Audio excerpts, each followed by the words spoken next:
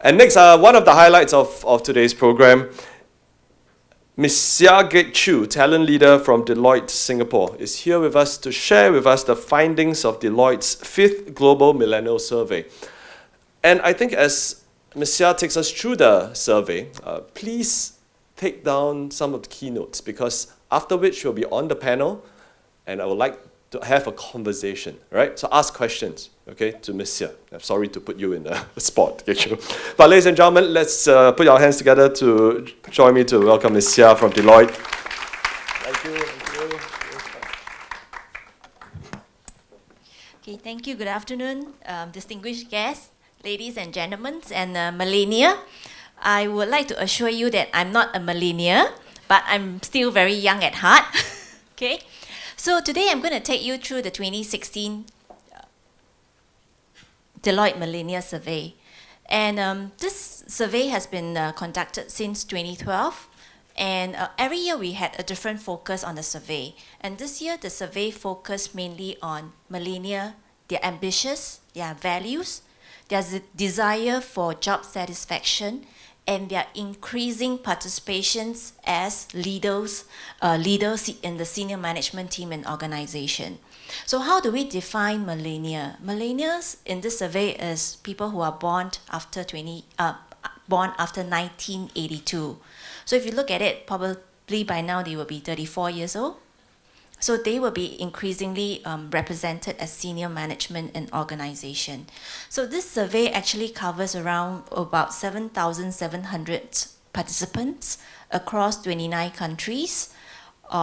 Most of them would have college or university degree, and most of them would have worked in private organizations, mainly about 100 employees or more.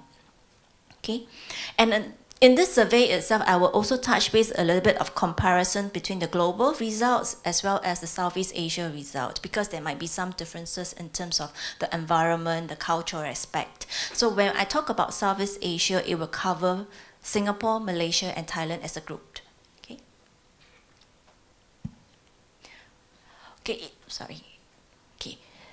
The first key finding of the survey is that 66% of the millennials will be leaving the organization by end 2020. Is this surprising? I don't think so, because if you look at it, the survey was conducted end 2015, so it's 4 years down the road. But if you think deeply into it, is that they didn't say that I will leave at 2020. It's by end 2020, which means that throughout the period, they may think that I'm leaving already, and you won't get any by the time it comes to 2020. But the astonishing thing is, when you come down to Southeast Asia, the percentage actually decreased to 43%. But it means that 43%, but they will leave within the next 2 years if they have a choice. So by 2018, they will leave. Okay, so something to ponder about. If your organization has a lot of millennial, which means that your training costs, your replacement costs, and all these things, you train them for 2 years and they're going to leave. You know, something to ponder about. Okay. And the next key findings that we have is 63% of the millennial feels that their leadership skills are not fully developed. Okay, maybe that's why they feel that I'm not fully developed and I don't like to stay in this organization, because these organizations may not fully understand me, and they are not spending enough to develop me. Why should I stay? And that's why I'm leaving. And if you escalate down to Southeast Asia, that percentage is 72%. Okay. It could be interesting find that if you look at it in Asian context, training may not seem very important, because we always say it's on-the-job training. We don't provide like maybe formal trainings and all that. So people will feel less impactful on the leadership trainings and all. A lot of organizations that we work with, some of them will feel like, oh, training is on-the-job training, mentoring and all that. It's quite subtle. But some may be looking for formal training aspect. And that's why if they don't find it, they find that there's no direct link. So there could be a direct link between leadership training program development with the retention or loyalty factor. So if I deep dive into this, you would see that those that says they will leave within 2 years, you'll find that astonishingly the percentage is pretty high, and they're very pessimistic. in Southeast Asia terms, you look, 63% feels that there is a, there is those 63, only 63% feel that there is training support or younger employees are encouraged to participate for leadership position, or, some feel very negatively, my leadership skills are not fully developed. Okay? Or I feel that I'm being overlooked for leadership position. So if you look at it, those that leave within 2 years are those that's very pessimistic. Maybe because they don't stay long enough to experience or to know the culture of the company, to experience that the company do have this program to develop. Whereas if you look at those that's willing to stay more than 5 years, the results is that 78% believe that there is a lot of support or training to offer, or that they have been encouraged for leadership position, or my leadership skills are not fully. Maybe these are the one who sees the light. After staying 5 years, they still feel that, my leadership skills are not being developed. Okay? And increasingly, if you look at it, if I compare the global statistics with the Southeast Asia statistics, I feel I'm being overlooked for potential leadership position. It's pretty high in Southeast Asia compared to global. I believe this might be something from a personal point of view, is the culture, because, in Southeast Asia, in culture, it's really a lot of family business and all that. So in terms of millennial, they might find that I may be overlooked for potential leadership position in that sense. Okay.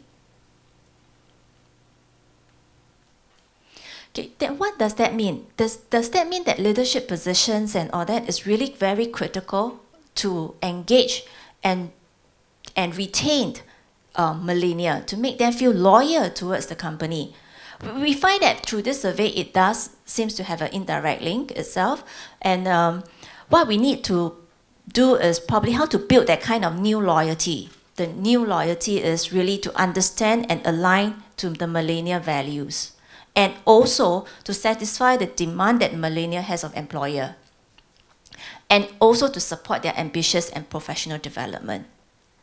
I mean, we were talking earlier that, now in the past when we go for an interview, we need to read a lot about the companies. We need to understand what the company have and how we can contribute to the company. But nowadays, it's the other way around. How can the company sell myself to the employee, and how we can help to enhance their value and their development process, and how do we be able to let them excel in an organization that is very important. The next key findings that I want to share, the last key findings that I want to share, which is also very relevant in today's topic itself, is how does the millennial view business impact?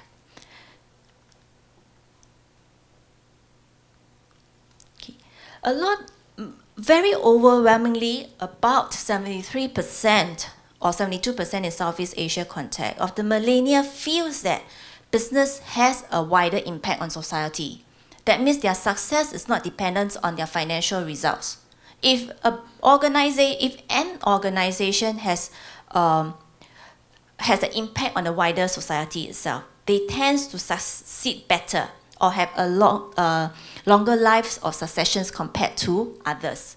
So they believe that, overwhelmingly 82% believe that how the success of an organization cannot be valued by their financial performance. There are other factors to determine the success of an organization. So what are the factors that they look at? Some of them look at what they do and how they treat their employees. For example, they look at the qualities of the products and services. They look at employee satisfaction, whether they provide a great place to work in, and whether they provide continuous improvement, knowledge, and loyal customer. So there's a lot of factors that they look at a company being successful, rather than just how much they're earning, how much profit they're generating, what's their share value itself. And this becomes increasingly important because whether a millennial would like to join a company, you will know that they don't look at just how well the company is doing, but they're looking at it from different perspectives as well. So with that, you will see that most overwhelmingly, half of them will say that they will turn down a job because of an organization value. If that organization value is not in line with me, I'm not going to work for them. Okay? Or they will not do a task that goes against their value. So if I ask you to do task A, no, I don't want to do because this is not what I believe in. Okay? Or they will consider that when I want to make a decision, whether I want to invest, whether I want to do A or B, it has to be in flow with my values. If it's against my values, I will not do it. Or I will institute my value into what I'm going to do in the organization. Okay? And 56% rule out that they will work for a particular organization because of its value. If I have known their value upfront, probably I will not work for them. Okay?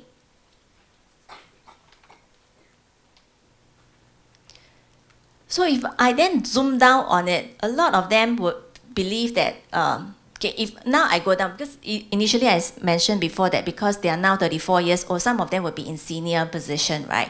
So if we segregate between the response between junior and senior, senior would mean that those may be leading the head of department. Okay?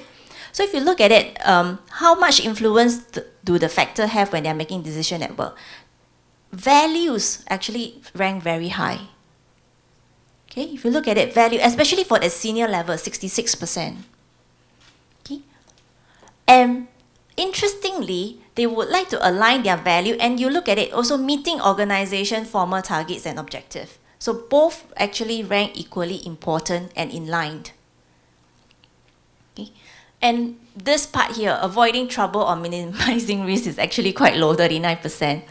It's like, I was thinking about this and I was thinking, last time this is my top priority. Don't get into trouble, get yourself a job, stay in that job, that's most important. But now it seems that that is not really the critical, thinking. The most is your personal value and moral, and, aligning it to the organization formal target or objective. So if you look at it, if your objective and all that is in line with the millennial, actually you probably could attract quite a lot of them. Because both go hand in hand itself, right? Okay.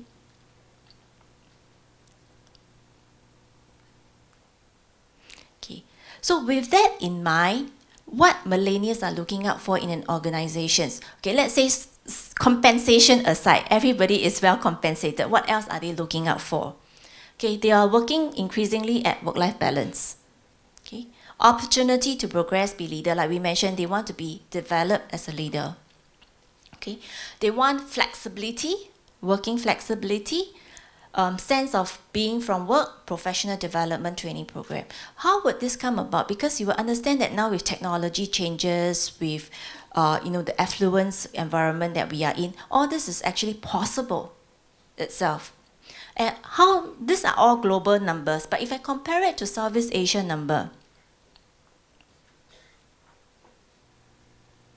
actually, it's not much different if you compare it to Southeast Asia. Between Southeast Asia number and global number, the priorities are still the same. Work-life balance, opportunity to progress, flexible working, deriving a meaning from work and all this. So if you see, in the past, we used to think that people in Southeast Asia tend to be more remote. They tend to have a close mind about working hard and all this. But with a lot of social media, with a lot of exposures to Western countries and all that, you will see that the influence is there. They now look at work-life balance, flexible working and all that as quite important, if not equally important, and developing as leader. So I think these are key trends that we as organization need to acknowledge. We can't hide from it anymore. We can't say that working hard is a must, you must work long hours and all that. Actually, working long hours doesn't mean that it is no longer what they think is important. Okay. Okay. So at Deloitte, what we do is we actually change it. We say, you change the world, not yourself. You can't change yourself, we have to change for you. So we change the world for you, okay? And we actually ask them value proposition like, what an impact would you like to make? Okay. So I'm just sharing a little bit about what we do. We actually make an impact by asking them through 4 key areas, learning and development. Like I said, learning and development has become very crucial.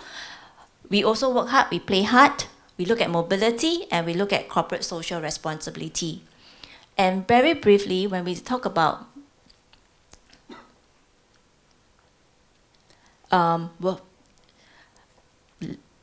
we talk about having a career leadership development and professional program, we actually ask them, what do you want? It's no longer what I set for you. What do you want? And if there is no path there, can you create your own? You tell me what you want. You want to go for this leadership course, you tell me. I will try my best to fit it in for you. And we have e-learning, which makes it very flexible. You don't have to come to office, you can do it anywhere.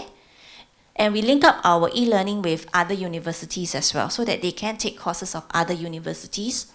And we also allow them to explore opportunity across functions within different departments in the offices as well.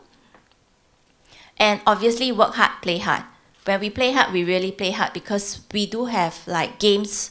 It's like an extension of your university life. We do have friendly games for them, sports game, social games, activities to engage them. And because of our worldwide network, we actually encourage a lot of mobility. And with Millennial, a lot likes traveling, a lot like sharing and all that. We actually encourage and promote a lot of mobilities. And lastly, one of our value proposition is making an impact that matter, and impacts to our people, and impacts to our client, and impacts to the society. So we do encourage our employees to make an impact that matters to the society. And how do they do it? Sometimes we actually ask them to think of how they want to do it, and we support their cause. And sometimes we share with them, these are the one that we are doing. You come on board with us to do it together with us. So it's a twofold kind of making an impact that matters. Okay, yeah, this is yeah. So that's all I have for the Millennial survey. So I do hope to share any questions you have later on. Thank you.